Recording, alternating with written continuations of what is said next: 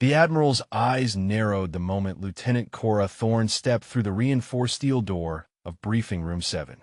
She shouldn't be here, his expression said before his mouth could form the words. The room fell silent except for the hum of overhead fluorescents casting harsh shadows across classified maps spread on the central table.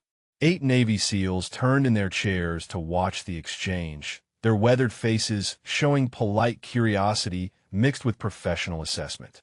"Ma'am, you appear to be lost," Admiral Berkshire said, his voice carrying the authority of 3 decades in naval command. His steel-gray mustache twitched with barely concealed irritation. "This is a classified briefing for Operation Neptune's Edge. I'm going to need you to turn around and find your way back to wherever you're supposed to be." The SEALs exchanged glances. Chief Petty Officer Ramirez leaned back in his chair, arms crossed, studying the young woman who couldn't be more than 25. Her Navy utility uniform was crisp, her bearing confident, but she looked more like she belonged in a recruiting poster than a room where billion-dollar operations were planned. Petty Officer First Class Davidson whispered something to his teammate that sounded like, "Bet she's looking for the commissary." Before we dive into this story, drop a comment and let us know what state you're watching from. Maybe you've witnessed similar military precision in your area. Lieutenant Thorne remained motionless in the doorway, her green eyes scanning the room with the same methodical precision a pilot uses during pre-flight inspection. The classified documents on the table caught her attention, the red top secret stamps visible even from her position. Her gaze lingered on the aerial reconnaissance photos of enemy positions before settling back on the Admiral. "Sir, I received orders to report for the 1400 briefing," she said, her voice steady despite the weight of 8 pairs of skeptical eyes. Her hand moved to the breast pocket of her uniform, where folded papers created a small bulge against the fabric. Admiral Berkshire's jaw tightened. "Young lady, I don't know what kind of clerical error brought you here, but this briefing is for combat personnel only.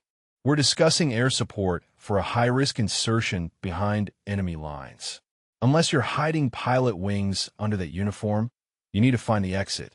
The room's tension thickened like fog rolling in from the Pacific. Master Chief Stevens, a man whose scarred hands told stories of 27 years in special operations, shifted forward in his seat. His dark eyes studied the lieutenant with the intensity of someone who had learned to read people quickly or die trying.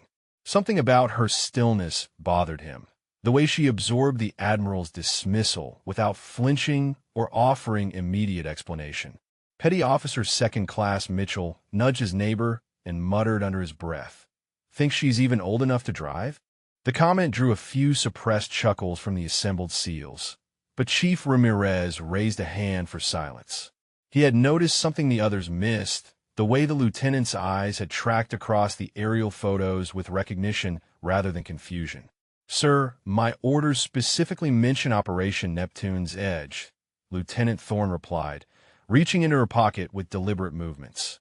The papers crinkled as she unfolded them, the sound unnaturally loud in the tense silence. "I was told air support coordination will be discussed today." Admiral Berkshire's face flushed red above his collar.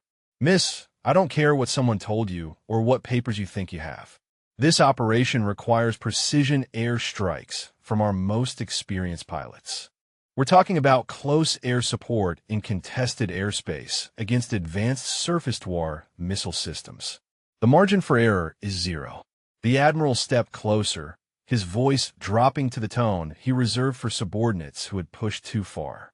"Our pilots will be flying into a hornet's nest of enemy fire to support these men." He gestured toward the SEALs, and every decision made in this room could mean the difference between mission success and body bags. "Now, before I have security escort you out, I suggest you find where you actually belong." Lieutenant Thorne's fingers tightened almost imperceptibly around her orders, but her expression remained unchanged. The fluorescent lights cast sharp angles across her face, highlighting the quiet determination in her eyes. Behind her, footsteps echoed in the corridor as other personnel moved through the secure facility, their conversations muffled by the thick walls designed to contain classified discussions. Master Chief Stevens leaned forward, his elbows resting on the table. Ma'am, with respect, the Admiral's right. This briefing covers tactical air support for insertion and extraction under fire. We need pilots who can thread the needle between friendly forces and enemy positions while taking incoming fire. It's not exactly standard flight training material. The other SEALs nodded in agreement, their body language speaking volumes about their assessment of the situation. Petty Officer Davidson checked his watch and sighed audibly, clearly wanting to get on with the briefing. Chief Ramirez drummed his fingers on the table, his patience wearing thin despite his growing curiosity about the woman who refused to leave despite mounting pressure. Lieutenant Thorne took a single step into the room, her boot heels clicking against the polished concrete floor. The sound echoed off the walls lined with communication equipment and encrypted terminals. Her movement was precise, controlled, like someone accustomed to operating in tight spaces where every motion mattered. "Admiral, I understand the sensitivity of this operation," she said, her voice carrying a calm authority that seemed at odds with her apparent youth. "The enemy positions shown in those reconnaissance photos present significant challenges for close air support missions. Surface-to-air missile sites positioned at grid coordinates that would require extremely precise timing and approach vectors to neutralize without compromising the insertion team." The room fell silent.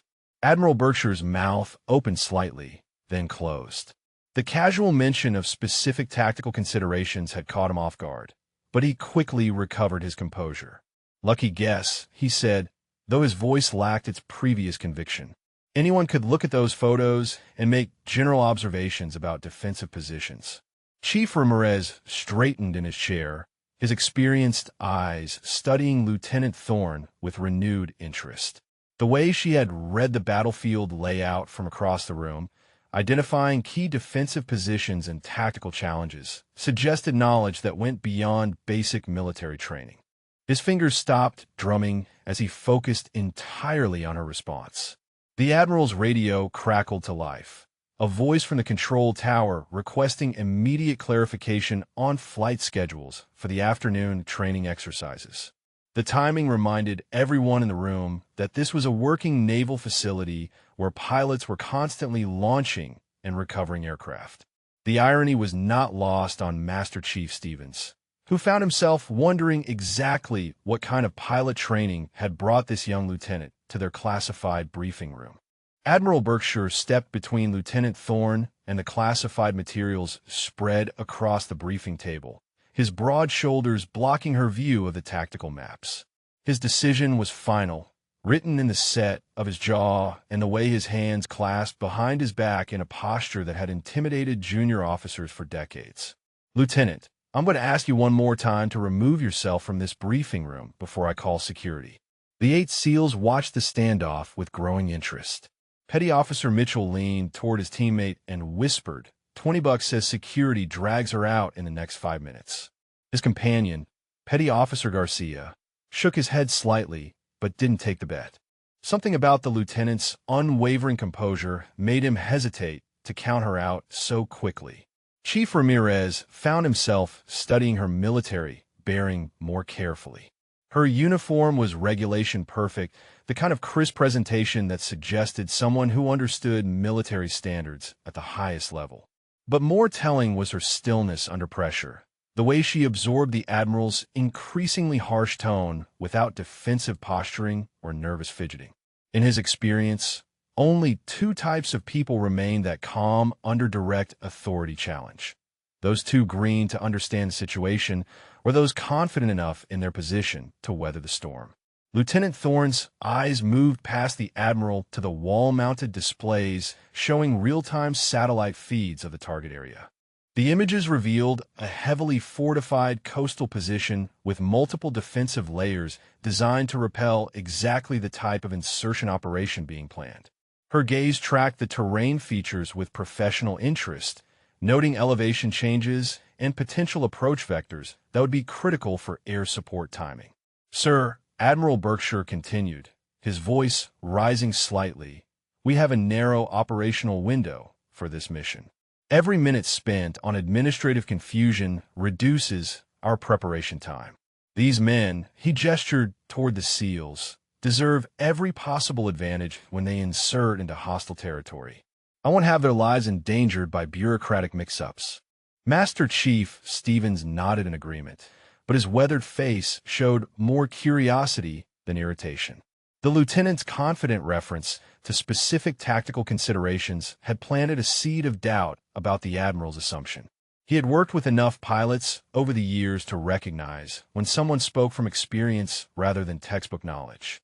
Lieutenant Thorne reached into her breast pocket again, this time withdrawing a plastic-wrapped identification card attached to a lanyard.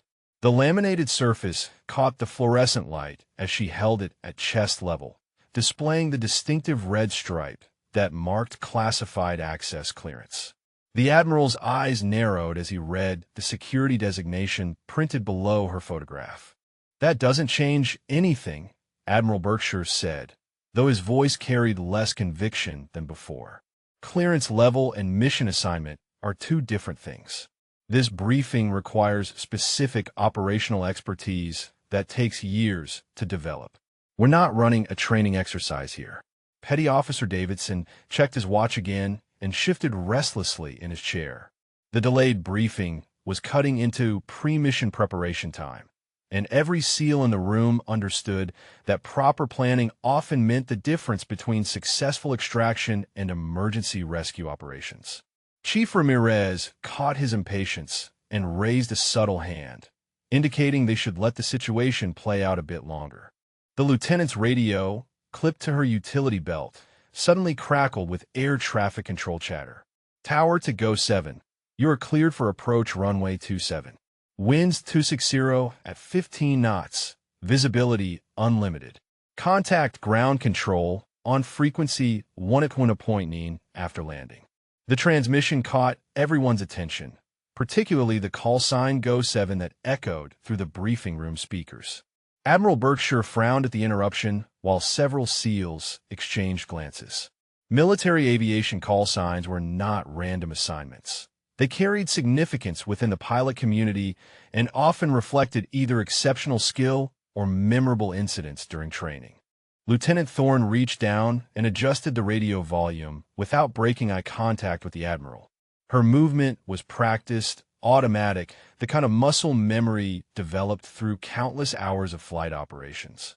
The casual familiarity with aviation communication protocols did not go unnoticed by Master Chief Stevens, whose own experience included extensive coordination with air support units. "Ma'am," Chief Ramirez said, breaking the tense silence, "what's your background?" The question was direct, professional, cutting through the diplomatic dance that had been playing out for the past several minutes. His dark eyes studied her face, looking for the tells that would reveal whether she belonged in their world of classified operations and life-or-death decisions. The Admiral shot him a warning look, clearly preferring to resolve the situation through command authority rather than extended discussion. But Chief Ramirez had earned the right to ask direct questions through 23 years of combat operations, and his instincts were telling him there was more to this lieutenant than her apparent youth suggested. Lieutenant Thorne straightened slightly, her posture shifting into a more formal military bearing. "Naval aviation," she replied simply, her voice carrying the same steady confidence that had characterized all her responses. The two words hung in the air, neither boastful nor apologetic, just a statement of fact delivered with the precision of someone accustomed to accurate communication under pressure. Petty Officer Garcia sat forward in his chair, suddenly more interested in the conversation.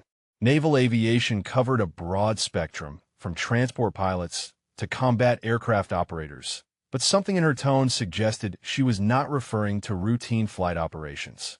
He had worked with enough military pilots to recognize the subtle difference between those who flew missions and those who flew into combat. The Admiral's expression hardened further. "Lieutenant, naval aviation encompasses many roles. Flying supply runs or training exercises does not qualify someone for tactical air support planning. This operation requires coordination with pilots who have experience in contested airspace, who understand the difference between peacetime flying, and combat operations where enemy fire can bring down million-dollar aircraft in seconds. The overhead fluorescent lights hummed steadily, casting their harsh illumination across the tension-filled room. Outside the reinforced windows, the distant sound of jet engines could be heard as another aircraft approached the runway, its engines winding down from the high-pitched whine of landing approach to the deeper rumble of taxi power. Lieutenant Thorne's fingers drummed once against her leg, a barely perceptible movement that suggested she was processing the Admiral's challenge and formulating her response. Her green eyes remained fixed on his face, not backing down from the direct confrontation, but not escalating it either. The measured control in her reaction spoke to training that went beyond basic military protocols. Master Chief Stevens leaned back in his chair, his scarred hands folded across his chest as he continued his assessment of the situation. In 3 decades of military service, he had learned to trust his instincts about people, and those instincts were telling him that Lieutenant Thorne was not simply a lost officer who had wandered into the wrong briefing room by mistake. Naval Aviation, Admiral Berkshire repeated, his voice dripping with skepticism. Lieutenant, do you understand what we're discussing here?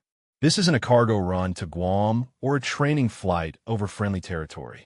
We're planning close air support for a high-risk insertion where our pilots will be dodging surface-to-air missiles while providing precision strikes within 50 meters of friendly forces. The Admiral moved closer to the tactical display, his finger tracing the enemy defensive positions marked in red across the digital map. These SA-15 and SA-22 missile systems have engagement envelopes that extend 15 kilometers from their positions. Any aircraft providing support will be flying through a gauntlet of radar-guided missiles while maintaining accuracy sufficient to eliminate targets without hitting our own people. Petty Officer Mitchell shifted uncomfortably in his chair, the reality of their upcoming mission settling over the room like a heavy blanket. He had been on insertions before where air support made the difference between extraction and body bags, but he had never seen an operation planned in front of someone who might not understand the stakes involved. Chief Ramirez studied Lieutenant Thorne's reaction to the Admiral's detailed explanation of the threats they would face. Her expression remained unchanged, neither intimidated by the description of enemy capabilities nor dismissive of the dangers outlined. Most junior officers would have shown some reaction to learning about advanced missile systems and precision strike requirements, but she absorbed the information like someone already familiar with such operational parameters. Master Chief Stevens caught the subtle exchange of glances between several team members. The men were beginning to sense that something unusual was happening, though none could quite articulate what felt different about this particular confrontation with authority. Lieutenant Thorne's continued presence in the face of mounting pressure suggested either remarkable stubbornness or knowledge that justified her confidence. The lieutenant's eyes moved to the tactical display as the Admiral spoke, tracking the missile engagement zones and defensive positions with the focused attention of someone reading a familiar language. Her gaze lingered on the flight approach corridors marked in yellow, narrow channels between overlapping defensive systems that would require precise navigation and split-second timing to survive. Furthermore, Admiral Berkshire continued, his voice rising with frustration, the pilots assigned to this mission have years of combat experience in contested airspace. They understand how to coordinate with ground forces under fire, how to distinguish between friendly and enemy positions when everything is happening at 300 knots, and how to deliver ordnance accurately while taking defensive action against missile locks. Petty Officer Garcia leaned forward, his interest piqued by the technical discussion. He had worked closely with combat pilots during previous deployments and understood the difference between routine flight operations and the split-second decision-making required for close air support missions. The pilots he respected most were those who could maintain accuracy and composure while enemy missiles tracked their aircraft through hostile airspace. Lieutenant Thorne's radio crackled again with air traffic control communications. Ghost 7, contact tower on frequency 105.7 for taxi instructions. Wind check shows 270 at 12 knots, gusting to 18. Be advised, priority traffic inbound from the north. The call sign Ghost 7 echoed through the briefing room again, drawing curious looks from several SEALs who had begun to notice the frequency of aviation communications directed at that particular aircraft. Call signs in naval aviation were not randomly assigned. They typically reflected either outstanding performance or memorable incidents during a pilot's career. Admiral Berkshire paused his explanation, irritated by the repeated radio interruptions. Lieutenant, unless you have something substantial to contribute to this operational briefing, I need you to step outside so we can proceed with mission planning. These men have limited time to prepare for insertion, and every minute of delay reduces their operational effectiveness. The tension in the room had reached a breaking point. 8 elite warriors sat watching a confrontation that seemed to have no clear resolution, while precious preparation time ticked away. Chief Ramirez found himself torn between respect for the Admiral's authority and growing curiosity about why Lieutenant Thorne remained so confident in the face of mounting pressure to leave. "Sir," Lieutenant Thorne said, her voice cutting through the tension with calm precision, "the F-22 systems shown on your tactical display have a minimum engagement altitude of 50 meters. Aircraft flying above-the-earth profiles can penetrate their defensive envelope using terrain masking from the ridgeline marked at grid coordinates 77420. The briefing room fell silent. Admiral Berkshire's mouth opened slightly, then closed. The specific technical knowledge she had just demonstrated went far beyond general military education or casual observation of the tactical display. Her reference to minimum engagement altitudes and terrain masking techniques suggested familiarity with advanced combat aviation procedures. Master Chief Stevens sat forward, his weathered hands gripping the edge of the table. The lieutenant had just provided tactical analysis that matched the level of expertise expected from experienced combat pilots. Her casual mention of specific grid coordinates and defensive system limitations indicated knowledge that took years of specialized training to acquire. Petty Officer Davidson stopped checking his watch, suddenly focused entirely on Lieutenant Thorne's response to the Admiral's challenge. The technical precision of her observation had shifted the dynamic in the room, transforming her from an apparent interloper into someone who might actually belong in their classified discussion. The Admiral stared at the tactical display, his finger moving to the exact grid coordinate Lieutenant Thorne had referenced.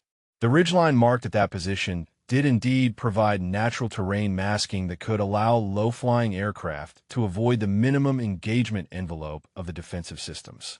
Her analysis was not only correct, but demonstrated the kind of tactical thinking required for survival in contested airspace. Chief Ramirez leaned back in his chair, a slight smile playing at the corners of his mouth. 23 years of combat operations had taught him to recognize expertise when he encountered it, regardless of the package it came in. Lieutenant Thorne's technical knowledge was beginning to suggest that her presence in their briefing room might not be the administrative error Admiral Berkshire had assumed. The overhead fluorescent lights continued their steady hum, casting harsh shadows across faces that had suddenly become much more attentive to every word spoken by the young woman who refused to be dismissed from their classified operational planning session. Outside, another aircraft approached the runway, its engines adding to the constant background symphony of military aviation operations that formed the soundtrack to their high-stakes discussion. Admiral Berkshire stared at the tactical display for a long moment, his fingers still pointing at the grid coordinate Lieutenant Thorne had referenced. The ridgeline formation at that exact position did provide natural terrain masking that could allow aircraft to penetrate the SA-22 defensive envelope. Her analysis was not lucky guessing. It demonstrated the kind of tactical knowledge that separated textbook theory from combatist expertise. How do you know about minimum engagement altitudes for Russian surface-to-air missile systems? The Admiral asked, his voice carrying a mixture of suspicion and grudging interest. That information is classified at levels requiring specific combat aviation clearances. Most naval personnel would never encounter such detailed technical specifications. The 8 SEALs exchanged meaningful glances across the briefing table. Chief Ramirez nodded slightly to Master Chief Stevens, a subtle communication that acknowledged they were witnessing something unexpected. Lieutenant Thorne's casual reference to advanced defensive systems suggested training that went far beyond standard military education. Petty Officer Garcia leaned forward, his curiosity overriding the protocol that usually kept junior personnel quiet during high-level briefings. "Ma'am, have you flown missions against those types of defensive systems?"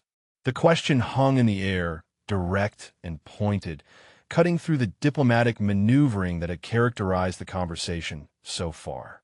Lieutenant Thorne's green eyes moved from the tactical display to Garcia's face, measuring his question with the same precision she had applied to analyzing the enemy positions.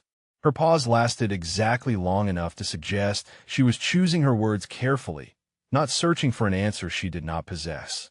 "I have experience with contested airspace operations," she replied, her voice maintaining the same steady confidence that had marked all her previous responses. "The enemy defensive systems shown on your display present significant challenges, but they also have exploitable vulnerabilities that experienced pilots can leverage for mission success." Admiral Berkshire's jaw tightened further. "Experience is a broad term, Lieutenant. Flying through contested airspace during peacekeeping operations is vastly different from providing close air support while enemy missiles are actively tracking your aircraft. Combat pilots develop instincts that cannot be taught in simulators or learned from technical manuals." The Admiral stepped closer to Lieutenant Thorne, using his height advantage in an attempt to reassert authority over the situation. "These men will be counting on air support that arrives precisely when needed, eliminates specific targets without collateral damage, and maintains station despite incoming fire. Pilots who fail to meet those requirements get people killed." Master Chief Stevens observed the confrontation with the analytical mindset that had kept him alive through 27 years of dangerous operations. The Admiral's increasing aggressiveness suggested he was beginning to question his initial assessment, but pride and authority prevented him from backing down gracefully. Lieutenant Thorne's continued calm under mounting pressure indicated either remarkable composure or confidence based on substantial experience. The tactical display updated automatically, showing real-time intelligence feeds from reconnaissance drones operating near the target area. New defensive positions appeared as red symbols on the digital map, including mobile missile launchers that had relocated since the previous update. The shifting threat picture emphasized the dynamic nature of the operational environment they were discussing. Lieutenant Thorne's eyes tracked the updated positions with immediate recognition of their tactical significance. The mobile SA-15 systems had repositioned to cover gaps in the defensive envelope, creating overlapping fields of fire that would complicate any aircraft attempting to penetrate their airspace. Her analysis was automatic, instantaneous, the kind of threat assessment that became second nature to pilots who had survived similar challenges. Those mobile units changed the entire approach vector calculation, she observed, her finger moving to trace alternate flight paths on the display. Aircraft will need to adjust timing and altitude profiles to maintain terrain masking while avoiding the expanded engagement zones. The window for effective close air support has narrowed considerably. Chief Ramirez sat back in his chair, a slow smile spreading across his weathered face. Lieutenant Thorne had just provided tactical analysis that matched or exceeded the level of expertise he expected from the most experienced combat pilots. Her immediate recognition of how mobile defensive systems affected flight operations suggested knowledge gained through direct experience rather than academic study. Petty Officer Mitchell stopped fidgeting and focused entirely on the lieutenant's assessment of the tactical situation. Her analysis had shifted the conversation from administrative confusion to professional military discussion, and he found himself genuinely interested in her perspective on the operational challenges they faced. The radio clipped to Lieutenant Thorne's belt crackled again with air traffic control communications. "Go 7, you are clear to taxi runway 27 via taxiway Alpha. Hold short of the active runway for departure clearance. Weather update shows winds shifting to Tawaitzero at 16 knots. Admiral Berkshire noticed the repeated references to Ghost 7 and frowned at the coincidence. Call signs were typically associated with specific aircraft and pilots, not random radio traffic that happened to occur during unrelated briefings. His suspicious nature, honed by decades of military service, began to wonder if there was more to Lieutenant Thorne's presence than simple administrative error. "Lieutenant," the Admiral said, his voice taking on a more investigative tone, "what aircraft type requires the kind of tactical knowledge you seem to possess? Transport pilots don't analyze surface-to-air missile capabilities with the precision you've demonstrated. Combat aviation training is specialized, expensive, and limited to personnel with specific qualifications." Lieutenant Thorne's hand moved unconsciously to the flight suit zipper beneath her utility uniform, a subtle gesture that suggested comfortable familiarity with aviation equipment.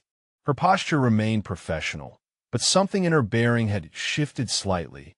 As though the Admiral's questions were approaching territory she preferred to avoid discussing in detail.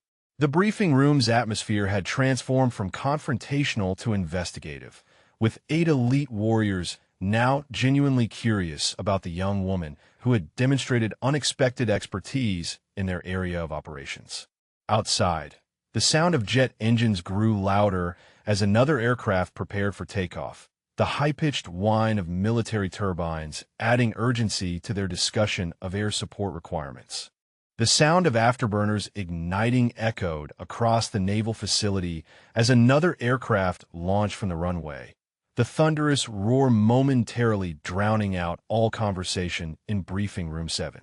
Lieutenant Thorne's head turned slightly toward the sound, a reflexive response that suggested intimate familiarity with high-performance military aircraft operations. The gesture did not go unnoticed by Master Chief Stevens, whose trained eye caught every detail of her body language. Admiral Berkshire studied the lieutenant's profile as she listened to the departing aircraft, noting the way her expression subtly changed when exposed to the sounds of aviation operations. Her face showed the same focused attention he had observed in experienced pilots who could identify aircraft types by engine signatures alone. The pieces of a puzzle were beginning to form a picture he had not expected when this confrontation began. "Sir," Chief Ramirez interjected, breaking the momentary silence that followed the aircraft departure, "maybe we should hear what the lieutenant has to say about the air support requirements for our insertion. Her analysis of the defensive systems has been accurate so far, and we're running short on preparation time." The Admiral's eyes narrowed at the suggestion, torn between his authority-based assessment of the situation and the growing evidence that Lieutenant Thorne possessed knowledge relevant to their operational planning. His decades of command experience had taught him when to maintain rigid hierarchy and when to adapt to unexpected developments.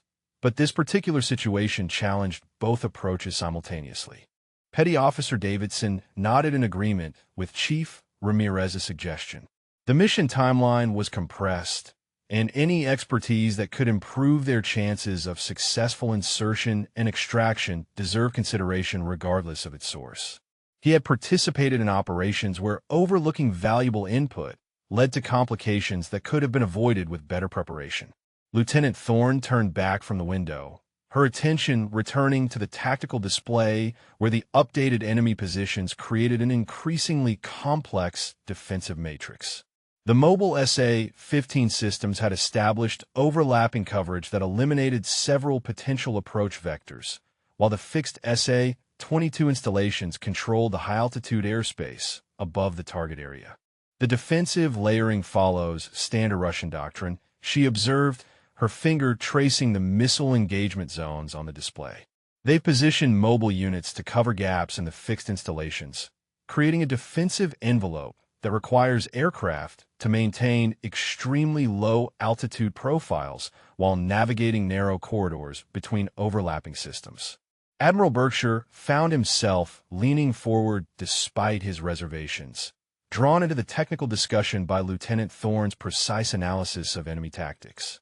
Her assessment matched intelligence reports he had reviewed from experienced combat pilots who who had faced similar defensive configurations in other theaters of operation. Master Chief Stevens studied the lieutenant's face as she analyzed the tactical situation, looking for the subtle tells that would reveal her true level of experience. Her eyes moved across the display with the systematic precision of someone trained to process complex threat environments quickly and accurately. The way she identified defensive patterns suggested exposure to similar challenges in operational rather than academic settings.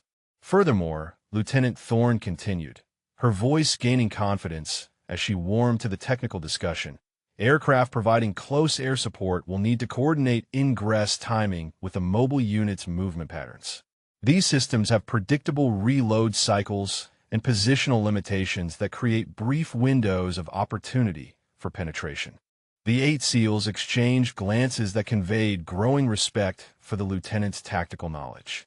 Petty Officer Garcia had worked with numerous combat pilots during previous deployments, and he recognized the level of expertise being demonstrated. Her understanding of missile system capabilities and defensive patterns indicated training that went far beyond standard military aviation programs. Chief Ramirez leaned back in his chair, his initial skepticism replaced by professional curiosity about Lieutenant Thorne's background and qualifications. The precision of her analysis suggested she had encountered similar defensive systems in operational environments where such knowledge meant the difference between mission success and catastrophic failure. The tactical display updated again, showing real-time movement of the mobile defensive units as they adjusted positions based on changing intelligence about potential attack vectors. The dynamic nature of the threat picture emphasized the complexity of planning air support operations in contested environments where enemy capabilities evolve continuously. Lieutenant Thorne's eyes tracked the moving symbols with immediate comprehension of their tactical significance. The repositioning pattern indicated the enemy was preparing for imminent action, tightening their defensive posture in anticipation of possible intervention. Her analysis was automatic, the kind of threat assessment that became instinctive for pilots who had survived multiple encounters with advanced defensive systems. Those movement patterns suggest they're expecting contact within the next 12 hours, she said, her voice carrying the authority of someone who had learned to read battlefield indicators through direct experience. The mobile units are assuming defensive positions that optimize coverage while minimizing exposure to counter-battery fire. They're preparing for a fight. Admiral Berkshire stared at the display, then at Lieutenant Thorne, his expression showing the internal struggle between established assumptions and mounting evidence that contradicted his initial assessment. Her tactical analysis had proven accurate at every level, from specific technical capabilities to broad operational patterns that required extensive experience to recognize. The radio on Lieutenant Thorne's belt crackled with another transmission from air traffic control. Ghost 7, contact departure control on frequency 254.3. Climb and maintain flight level 200. Squawk 37 Fort Woe for identification. The professional tone of the controller carried the routine efficiency of coordinating high-performance aircraft operations. Master Chief Stevens caught the Admiral's attention with a meaningful look that suggested they might want to reconsider their approach to the situation. Lieutenant Thorne's continued demonstration of expert-level knowledge, combined with the repeated aviation communications associated with the Ghost 7 call sign, was beginning to paint a picture that challenged all their initial assumptions about her presence in the classified briefing room. The overhead fluorescent lights continued their steady hum, casting stark shadows across faces that had transitioned from skeptical dismissal to genuine engagement with tactical analysis that exceeded their expectations. Outside, the distant sound of jet engines provided a constant reminder of the aviation operations that formed the foundation of their discussion about air support requirements for the high-risk mission they were planning. A sudden alarm tone pierced the briefing room's atmosphere, followed immediately by the facility's public address system crackling to life. All personnel, this is Command Center. We have received priority flash traffic indicating enemy forces have accelerated their operational timeline. Mission window has been compressed to 18 hours. All briefings are to conclude within the next 30 minutes. The announcement transformed the room's dynamic instantly. 8 SEALs straightened in their chairs, their relaxed postures replaced by the focused alertness that characterized elite warriors preparing for imminent action. Admiral Berkshire's expression hardened as the reality of compressed preparation time eliminated any luxury of extended debate about personnel assignments or administrative confusion. Chief Ramirez leaned forward, his scarred hands gripping the edge of the briefing table. 18 hours meant they would be inserting under cover of darkness the following evening, with minimal time for equipment checks, route planning, and coordination with supporting elements. Every minute spent on non-essential activities now carried potentially lethal consequences for mission success. Lieutenant Thorne's reaction to the announcement was immediate and telling. Her posture shifted into a more alert stance, her eyes moving to the tactical display with renewed intensity as she began calculating how the compressed timeline would affect air support requirements. Her response mirrored that of the experienced operators around the table, suggesting familiarity with high-pressure operational planning environments. Admiral Berkshire faced a decision that could not be delayed further. The mission timeline had eliminated any opportunity for lengthy personnel reviews or background verifications. Either Lieutenant Thorne possessed the expertise to contribute meaningfully to their planning, or precious minutes would be wasted on continued confrontation while enemy forces prepared to eliminate the narrow window for successful insertion. Master Chief Stevens caught the Admiral's eye and nodded toward Lieutenant Thorne with a subtle gesture that conveyed his assessment of the situation.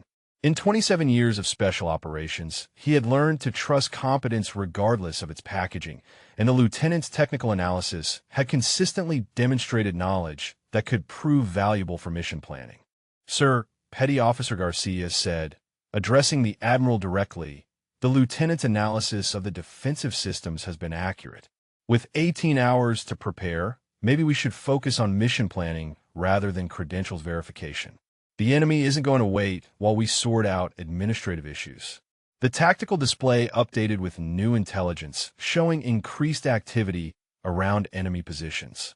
Mobile defensive units were assuming combat positions, while fixed installations showed signs of heightened readiness. The compressed timeline had apparently caught both sides adjusting their operational schedules, creating a dynamic situation that would require flexible response planning. Lieutenant Thorne studied the updated intelligence with the focused attention of someone trained to extract tactical significance from evolving battlefield conditions. The enemy's accelerated preparations indicated they were aware of potential intervention, which would affect both insertion routes and air support requirements for the SEAL team's mission.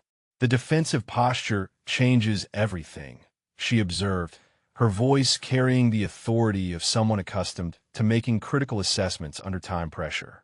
"Aircraft will need to adjust approach vectors and timing to account for increased alertness levels and reposition defensive systems. The original flight plans will require substantial modification." Admiral Berkshire found himself nodding in agreement before consciously recognizing his response. Lieutenant Thorne's assessment aligned perfectly with his own understanding of how compressed timelines affected operational security and enemy preparedness. Her analysis suggested experience with similar situations where rapid adaptation meant the difference between mission success and catastrophic failure. Chief Ramirez stood and moved to the tactical display, pointing at specific coordinates where the updated intelligence showed enemy movement.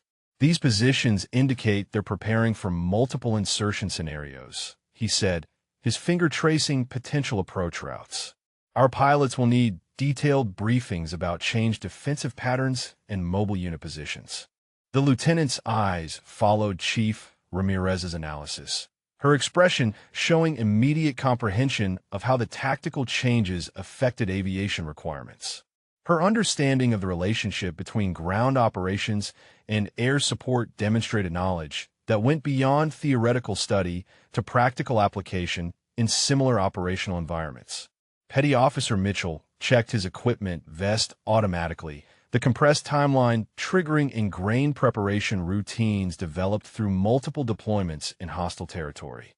The reality of 18-hour preparation windows meant every aspect of mission planning would need to proceed simultaneously, with air support coordination occurring parallel to ground operation details.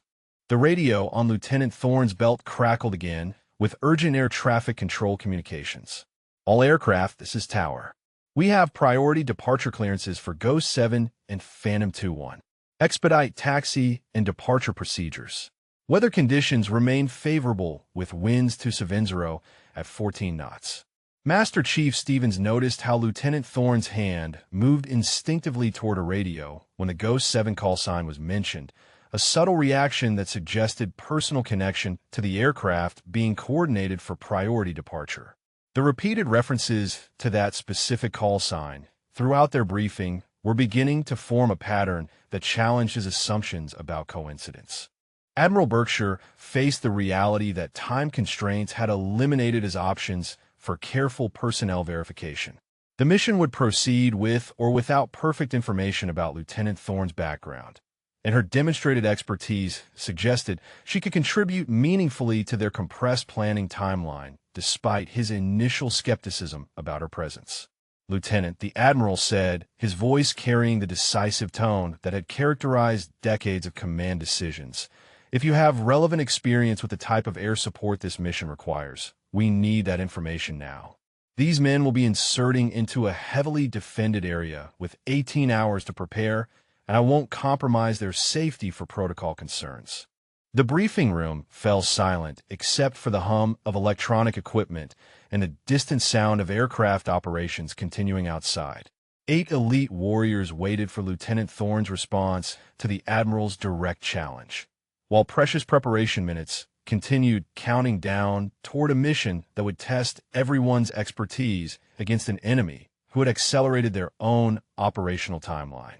Lieutenant Thorne stood motionless for 3 seconds that felt like minutes, her green eyes moving from Admiral Berkshire's face to the tactical display where enemy positions pulsed red against the digital terrain.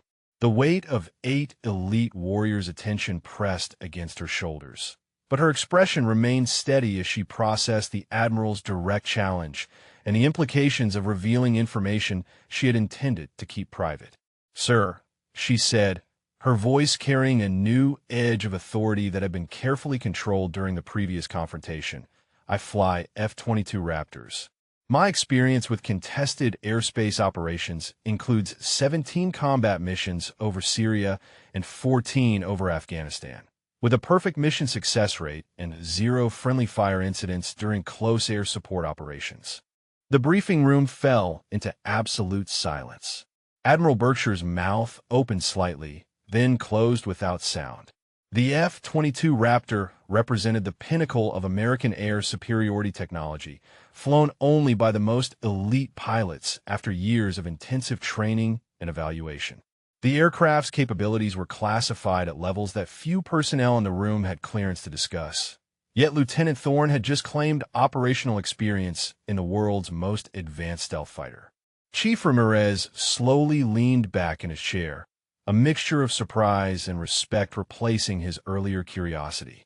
F-22 pilots were selected from the top 1% of combat aviators, subjected to psychological and physical evaluations that eliminated all but the most exceptional candidates. The training pipeline alone required 3 years of specialized instruction, followed by operational certification that many experienced pilots never achieved. Master Chief Stevens felt pieces of the puzzle suddenly clicking into place with satisfying precision. Lieutenant Thorne's tactical knowledge, her calm under pressure, her instinctive reactions to aviation communications, and her detailed understanding of advanced defensive systems all made perfect sense when viewed through the lens of F-22 operational experience. She was not simply a pilot. She was one of fewer than 200 people on Earth qualified to fly the military's most sophisticated aircraft. Petty Officer Garcia stared at the lieutenant with newfound appreciation for the expertise that had been sitting quietly in their briefing room while they debated her qualifications. F-22 pilots routinely operated in the most dangerous airspace environments, providing close air support and air superiority missions that other aircraft could not survive. Her 17 combat missions represented more contested airspace experience than most pilots accumulated in entire careers. Admiral Berkshire struggled to recalibrate his assessment of the situation. F-22 pilots were not accidentally assigned to random briefings. Their missions were planned at the highest levels of military command and coordinated through channels that bypassed normal administrative procedures. Lieutenant Thorne's presence in their classified briefing suddenly suggested connections and authorizations that extended far beyond his initial assumptions. The tactical display continued updating with real-time intelligence as enemy forces adjusted their positions. But the significance of those movements had changed dramatically with the revelation of Lieutenant Thorne's qualifications. An F-22 Raptor could penetrate defensive systems that would destroy conventional aircraft, operating in stealth mode while delivering precision strikes with capabilities that redefine the tactical equation. Petty Officer Mitchell found himself reassessing every aspect of the mission planning discussion. Close air support from an F-22 meant they could expect intervention capabilities that went far beyond conventional aircraft limitations. The Raptor's stealth technology, advanced sensors, and precision weapon systems could provide support in environments where other aircraft would be shot down within minutes of entering hostile airspace. Lieutenant Thorne's radio crackled with another transmission that suddenly carried profound significance for everyone in the room. Go 7. You're cleared for immediate departure. Contact departure control on frequency 254.3 and proceed direct to waypoint Alpha. Mission package is loaded and verified for operational parameters. The call sign Go 7 now made perfect sense to Master Chief Stevens, who had worked with enough special operations aviation units to recognize the naming conventions used for highly classified missions. F-22 pilots often operated under call signs that reflected the stealth nature of their aircraft and the secretive missions they flew in contested airspace, where conventional forces could not survive. Chief Ramirez stood and moved closer to the tactical display, his perspective on the mission completely transformed by understanding the level of air support that would be available. F-22 capabilities included not only stealth penetration of enemy airspace, but also advanced electronic warfare systems that could disable defensive networks while providing precise, close air support for ground operations. Admiral Berkshire faced the reality that his briefing room contained a pilot whose qualifications exceeded those of anyone he had originally planned to coordinate with for the mission. Lieutenant Thorne's F-22 experience represented the highest level of combat aviation expertise available in the American military, gained through operations in the most dangerous airspace environments where lesser aircraft and pilots would not survive. The lieutenant's demeanor had subtly shifted with her revelation, her posture reflecting the quiet confidence that characterized pilots who had proven themselves in combat situations where split-second decisions determined mission success or catastrophic failure. Her 17 combat missions in contested airspace represented a level of experience that commanded respect from the most elite military personnel. Petty Officer Davidson realized he was looking at someone whose combat experience potentially exceeded his own despite her apparent youth. F-22 pilots were not selected or trained lightly. They represented the absolute pinnacle of military aviation, trusted with aircraft and missions that few people were cleared to even discuss. Her presence in their briefing room suddenly made perfect sense from an operational planning perspective. The compressed 18-hour timeline took on new significance with the understanding that their air support would come from capabilities that could redefine the entire tactical approach to the mission.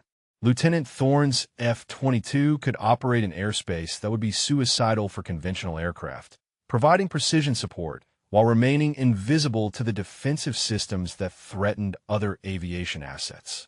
Admiral Berkshire looked from Lieutenant Thorne to the tactical display, then back to her face, processing the implications of having one of the military's most elite pilots available for their high-risk insertion mission.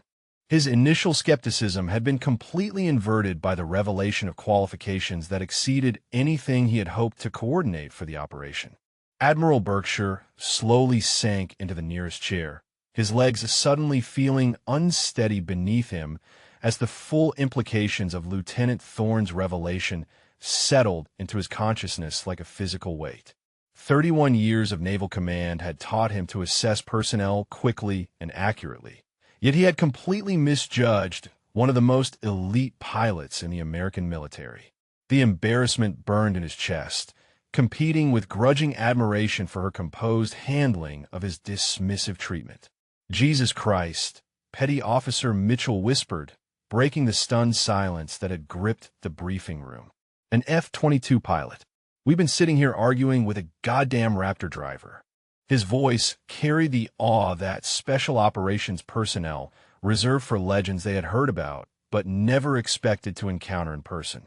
Chief Ramirez found himself staring at Lieutenant Thorne with the expression of someone recalibrating everything he thought he understood about the situation. F-22 pilots were mythical figures in special operations circles, warriors who operated in environments so dangerous that their missions remained classified years after completion. The 17 combat missions she had mentioned represented more contested airspace experience than entire squadrons of conventional pilots would accumulate. Master Chief Stevens stood slowly, his weathered face showing the respect earned through 27 years of working alongside the military's most elite personnel. "Ma'am," he said, his voice carrying formal acknowledgement of her status, "we owe you an apology. Your qualifications exceed anything we had hoped to coordinate for this mission." The simple statement carried weight that resonated through the room like a bell. Lieutenant Thorne's expression remained professionally neutral, but something in her eyes suggested she appreciated the acknowledgement more than she was willing to express verbally. Her handling of the Admiral's skepticism had demonstrated remarkable restraint, maintaining composure while enduring dismissal that would have prompted most elite pilots to assert their credentials immediately and forcefully. Admiral Berkshire struggled to find words that could bridge the gap between his initial assumptions and the reality of Lieutenant Thorne's qualifications. The F-22 program represented billions of dollars in development and training, with pilots selected through evaluation processes so rigorous that 90% of applicants were eliminated before reaching operational status. Her presence in their briefing room suddenly carried implications that extended far beyond simple air support coordination. "Sir," Lieutenant Thorne said, addressing the Admiral directly, "I understand your initial reaction.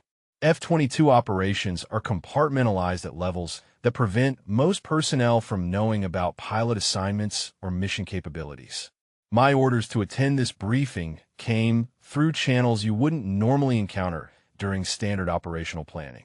The tactical display continued updating with enemy movements, but the strategic significance of those positions had fundamentally changed with the understanding that their air support would come from capabilities that rendered conventional defensive systems largely irrelevant. The SA-22 and SA-15 missile installations that had dominated their tactical discussion were designed to engage conventional aircraft, not stealth fighters operating with advanced electronic countermeasures. Petty Officer Garcia leaned forward, his professional curiosity overcoming his earlier embarrassment at having underestimated the lieutenant's qualifications. "Ma'am, what can an F-22 do that conventional air support cannot?" His question reflected the practical mindset of someone who needed to understand capabilities in order to plan effectively for ground operations. Lieutenant Thorne moved to the tactical display, her finger tracing flight paths that would have been suicidal for conventional aircraft, but represented routine operational parameters for stealth fighters. "The Raptor can penetrate this entire defensive network undetected," she explained, her voice carrying the confidence of someone who had performed similar missions successfully. "Stealth technology makes us invisible to their radar systems, while advanced sensors allow precision targeting without exposing friendly forces to defensive fire." Chief Ramirez nodded slowly as he processed the tactical implications. F-22 capabilities meant their insertion and extraction could occur with air support that enemy forces would never detect until ordnance was already impacting their positions. The psychological effect on enemy morale would be devastating, facing an adversary they could neither see nor effectively defend against. The compressed 18-hour timeline suddenly seemed more manageable with the understanding that their air support possessed capabilities that eliminated many of the tactical challenges they had been struggling to address. Lieutenant Thorne's F-22 could operate in the contested airspace above their insertion point without the vulnerability that had complicated planning for conventional aircraft support.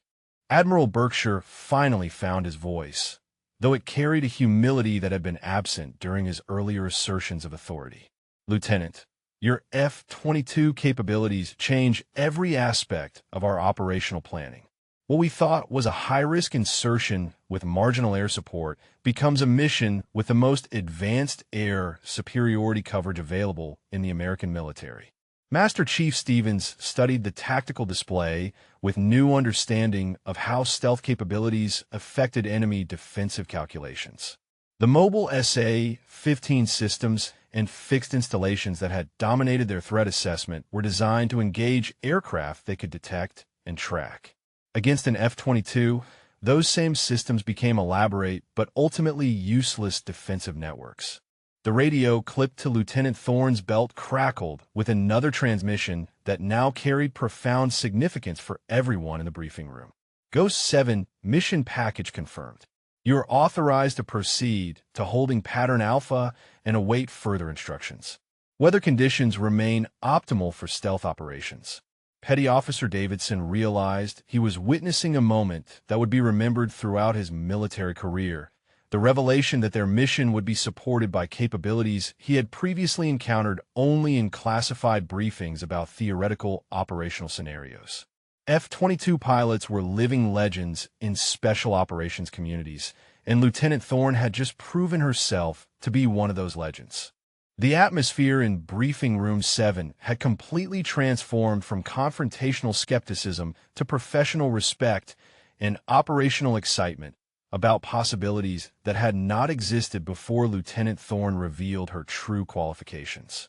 The 18-hour preparation timeline now represented an opportunity to coordinate the most advanced air-ground operation any of them had ever participated in, rather than a compressed schedule that eliminated careful planning options.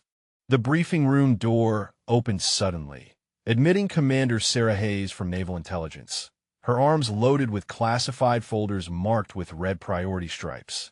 Her entrance froze mid-step when she encountered 8 SEALs and an admiral staring at a young lieutenant with expressions of newfound respect that seemed oddly intense for a routine operational briefing. "Admiral," she said, her voice carrying the crisp efficiency of someone accustomed to delivering time-sensitive intelligence updates, "I have updated threat assessments and target packages for Operation Neptune's Edge. The enemy has accelerated their timeline, and we've detected movement patterns suggesting they're preparing for immediate defensive action."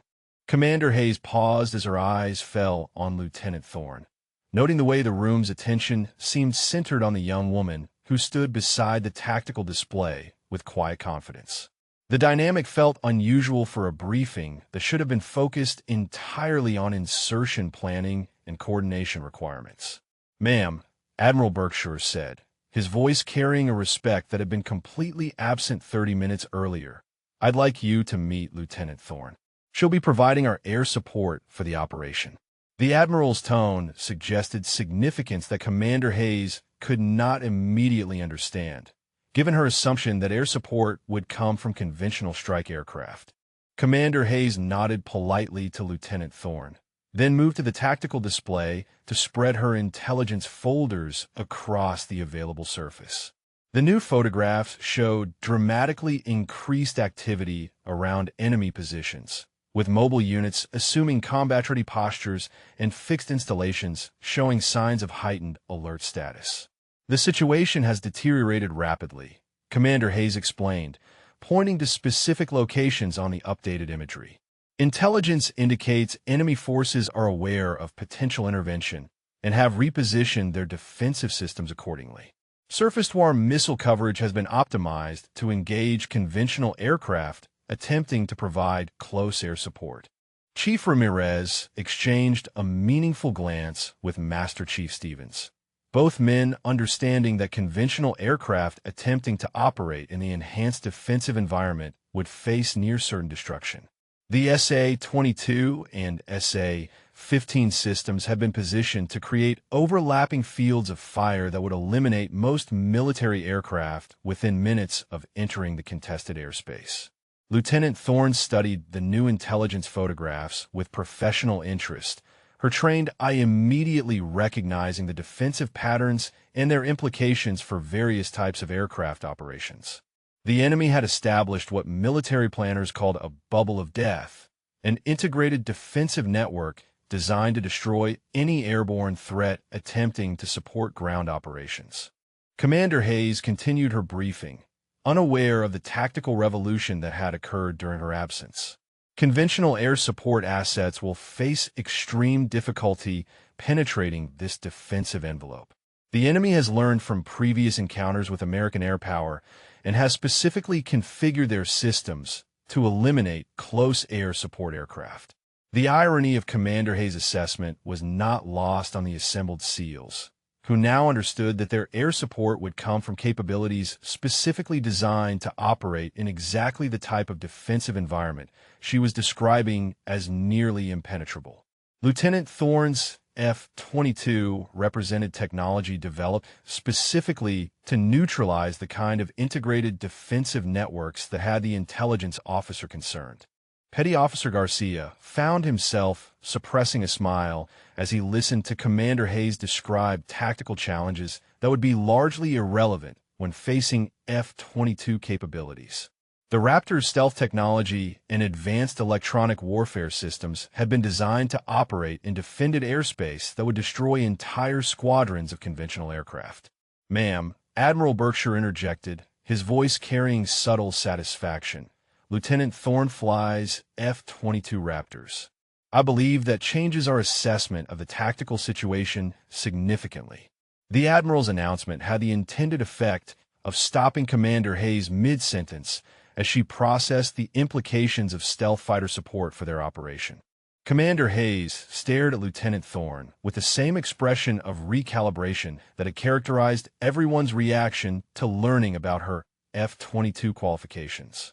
Intelligence officers were trained to understand aircraft capabilities and their tactical implications, and she immediately grasped how dramatically stealth fighter support would alter every aspect of their operational planning.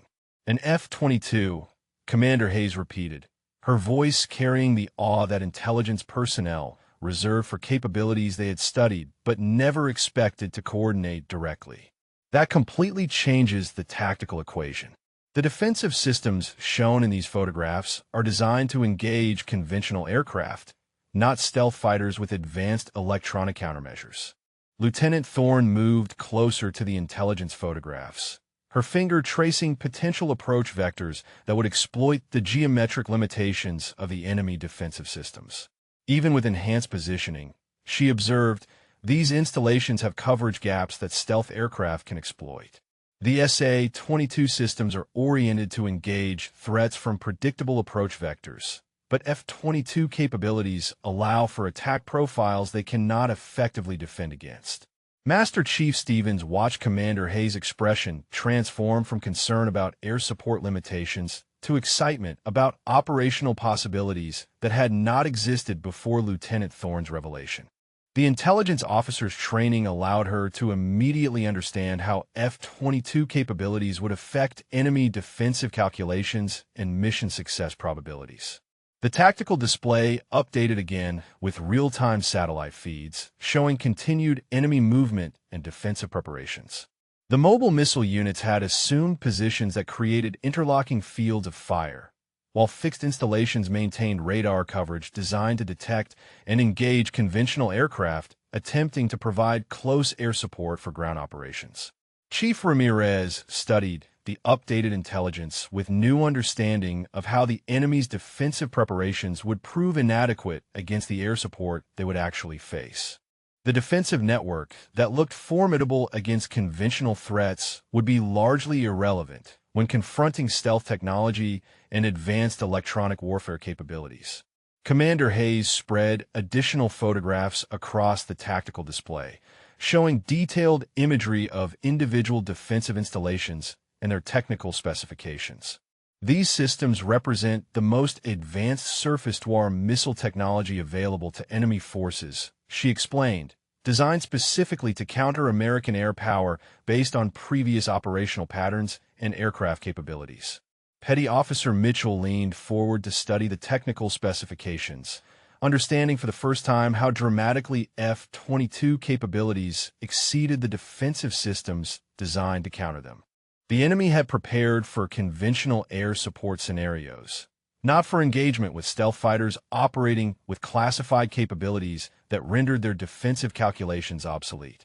The compressed timeline now seemed less daunting with the understanding that their air support possessed capabilities that eliminated many of the tactical challenges that had complicated planning for conventional aircraft support.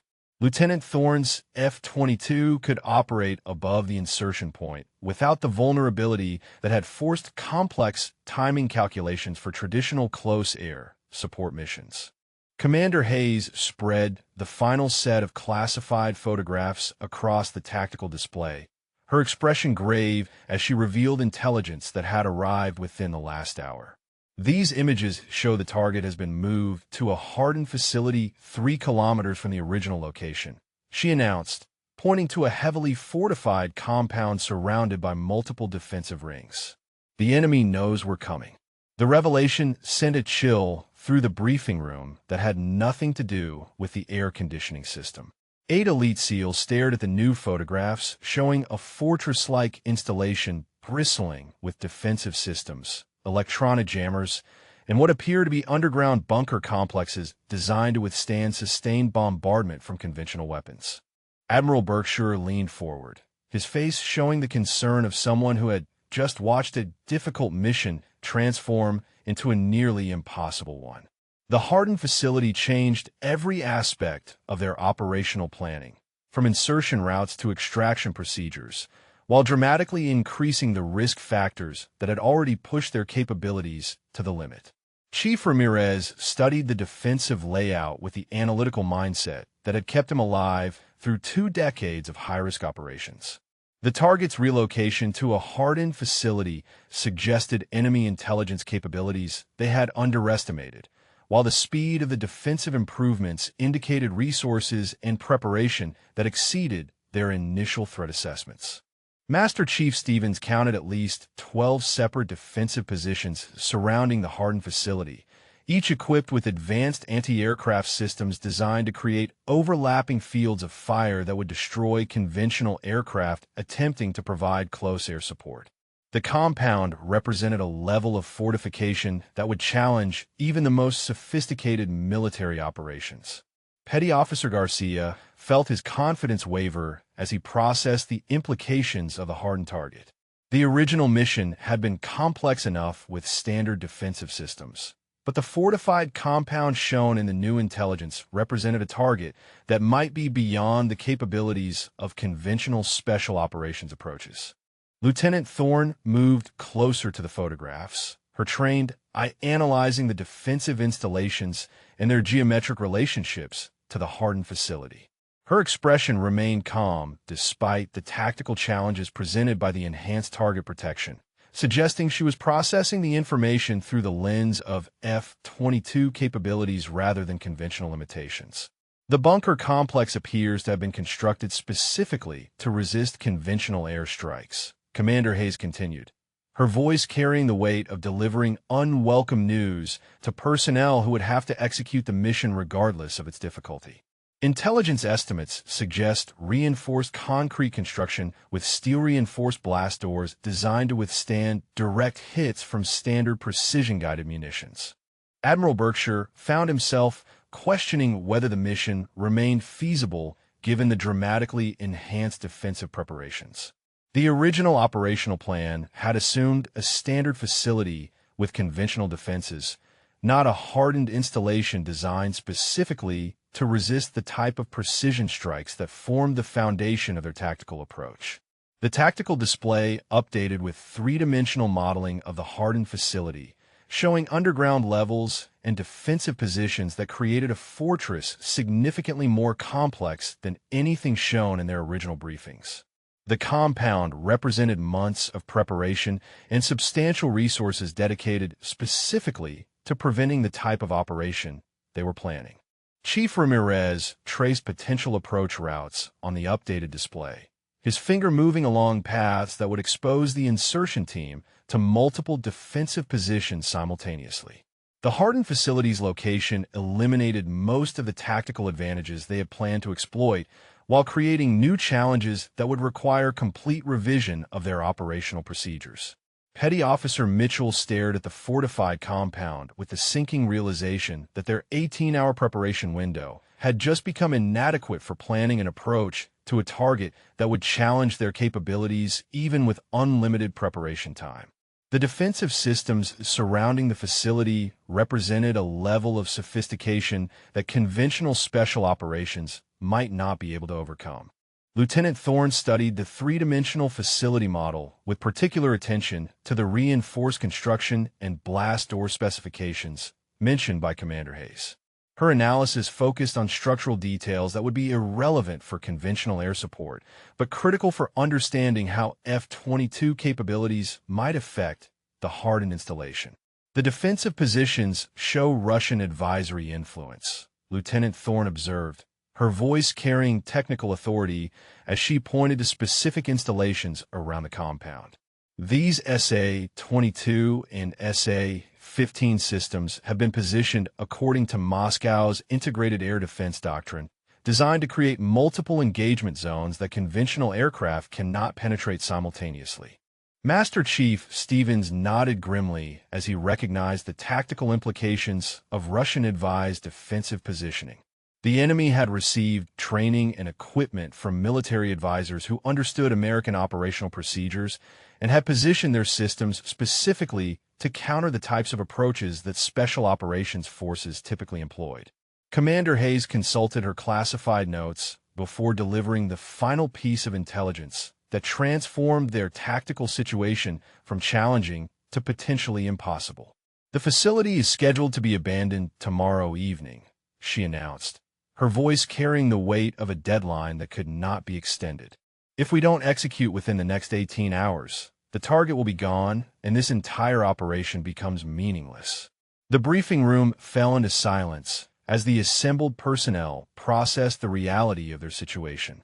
They faced a hardened facility designed specifically to resist their capabilities, defended by systems positioned to counter their operational procedures, with a timeline that eliminated any possibility of extensive replanning or additional preparation.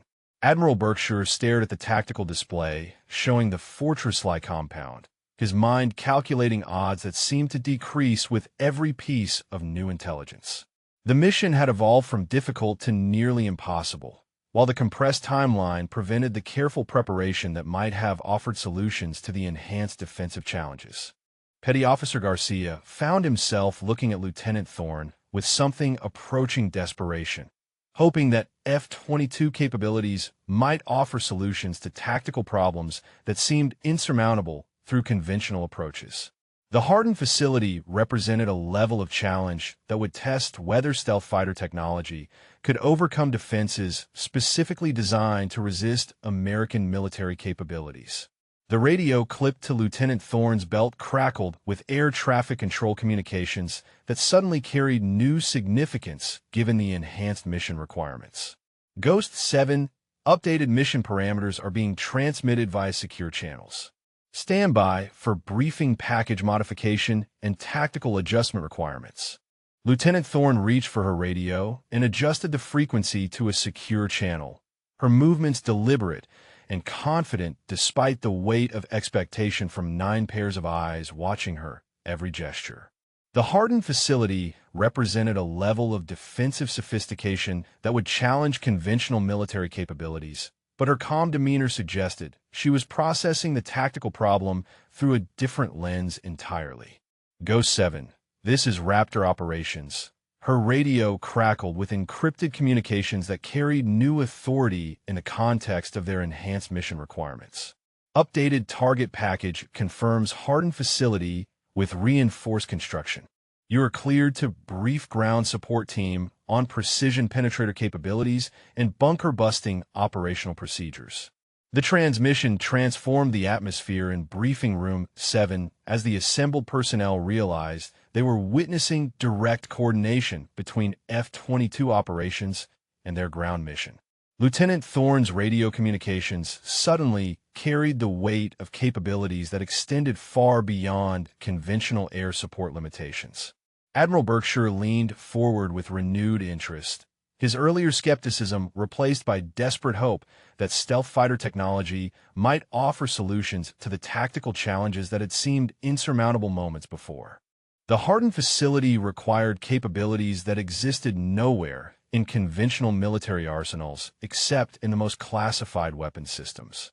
"Sir," Lieutenant Thorne said, addressing the Admiral directly while maintaining her radio connection, "the F-22 carries GBU-57 massive ordnance penetrator munitions specifically designed for hardened and deeply buried targets.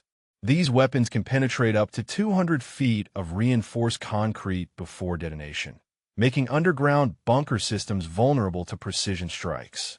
Chief Ramirez felt hope returning as he processed the implications of precision penetrator capabilities. The hardened facility that had seemed impregnable against conventional weapons suddenly became vulnerable to specialized munitions designed specifically for the type of reinforced construction shown in Commander Hayes' intelligence photographs. The tactical display updated with weapons specifications that few personnel in the room had clearance to view under normal circumstances. The GBU-57 represented the pinnacle of American bunker-busting technology, weighing 30,000 pounds and capable of penetrating defensive structures that could withstand sustained bombardment from conventional ordnance. Master Chief Stevens studied the penetrator specifications with the appreciation of someone who understood how dramatically the right weapons could change tactical equations. The massive ordnance carried by F-22 platforms could eliminate hardened targets that would require entire squadrons of conventional aircraft to damage, while maintaining the stealth capabilities that allowed operation in defended airspace. Furthermore, Lieutenant Thorne continued, her voice carrying technical authority that commanded absolute attention, the F-22's advanced targeting systems can identify specific structural weak points in reinforced construction. We can place penetrator munitions with precision sufficient to collapse underground facilities while minimizing collateral damage to surrounding areas. Commander Hayes consulted her intelligence files with new understanding of how F-22 capabilities addressed the tactical challenges that had seemed to eliminate their operational options. The hardened facility's defensive advantages became irrelevant when facing weapons systems designed specifically to neutralize such installations through precision strikes that conventional aircraft could not deliver.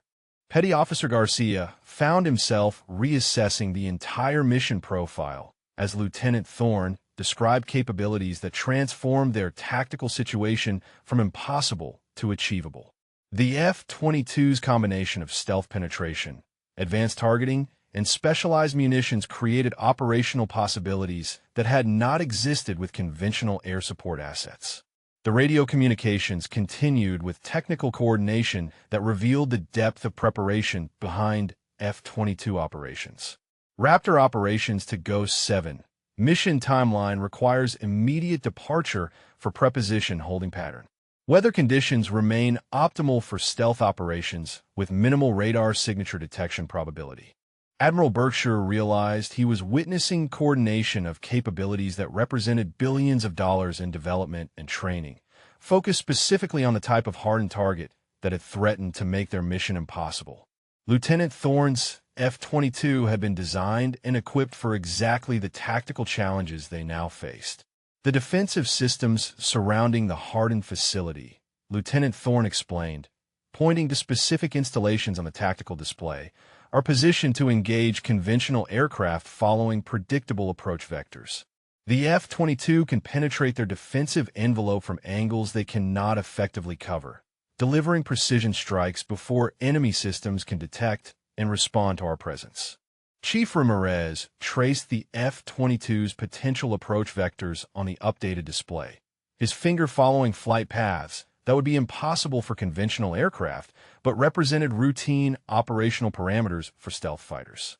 The tactical advantages of invisibility to radar systems, combined with precision weapons, created operational possibilities that conventional planning had not considered. Petty Officer Mitchell felt his confidence returning as he processed how F-22 capabilities addressed each of the tactical challenges that had seemed insurmountable with conventional approaches. The hardened facility's defensive systems had been designed to counter threats they could detect and engage, not invisible aircraft delivering specialized munitions from unexpected vectors. The 18-hour timeline suddenly seemed adequate for coordination of capabilities that could accomplish in single strikes what conventional operations might require days of sustained bombardment to achieve.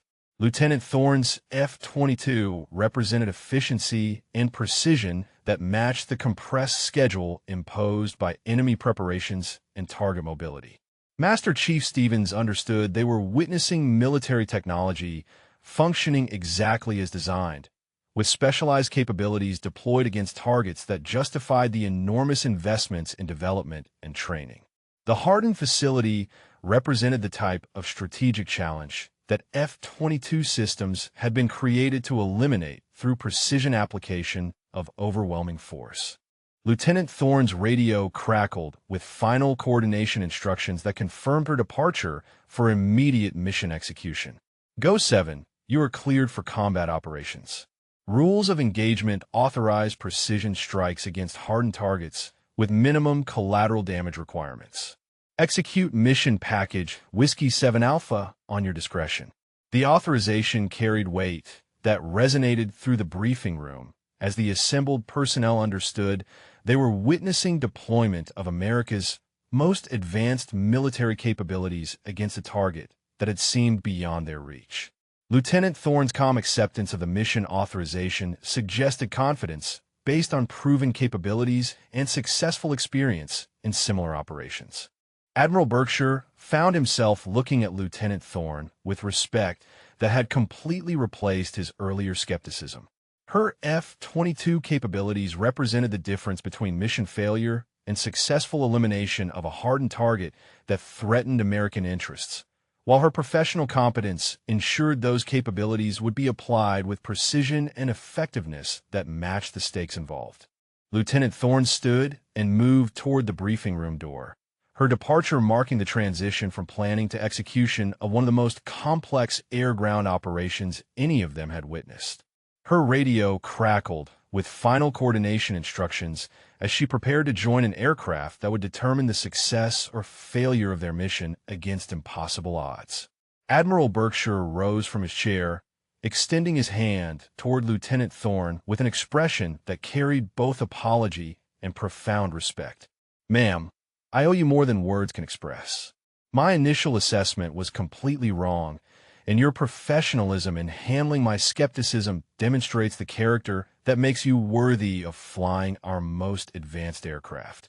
The handshake that followed lasted longer than protocol required, conveying the Admiral's recognition that he had encountered one of the military's most elite warriors disguised as a young lieutenant who had been willing to endure dismissive treatment rather than assert credentials that would have immediately commanded respect.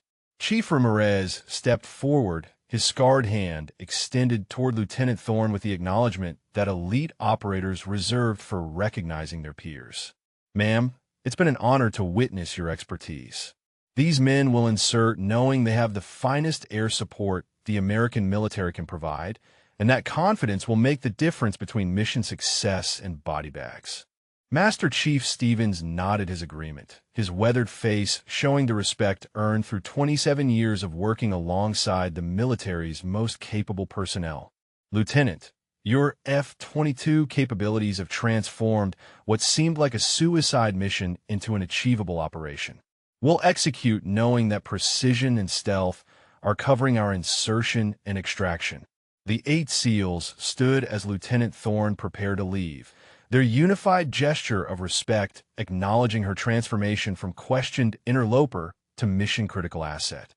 Each man understood that her F-22 would provide capabilities that conventional air support could never match, particularly against the hardened facility that had threatened to make their operation impossible.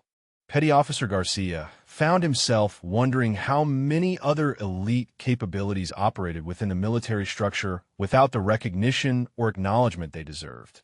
Lieutenant Thorne's expertise had been present from the moment she entered their briefing room, but assumptions based on appearance had prevented immediate recognition of her qualifications. Commander Hayes gathered her intelligence materials with new appreciation for how F-22 capabilities addressed tactical challenges that had seemed insurmountable through conventional approaches. The hardened facility that had threatened mission failure would soon face precision strikes from weapon systems designed specifically for such targets. Lieutenant Thorne paused at the door, turning back to address the assembled personnel with the quiet authority that had characterized her responses throughout the confrontational briefing. Gentlemen, the F-22 was designed for missions exactly like this one. You'll have precision air support that can eliminate hardened targets while remaining invisible to enemy defensive systems. Execute your insertion with confidence. Her departure left the briefing room filled with personnel who had witnessed a masterclass in professional competence under pressure. Lieutenant Thorne had endured skepticism and dismissal while maintaining the composure that characterized pilots trained to operate the military's most advanced aircraft in the most dangerous environments.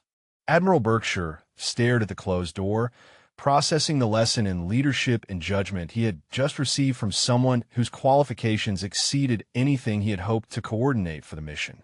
His initial assumptions had been completely inverted by the revelation of capabilities that made their operation possible rather than suicidal.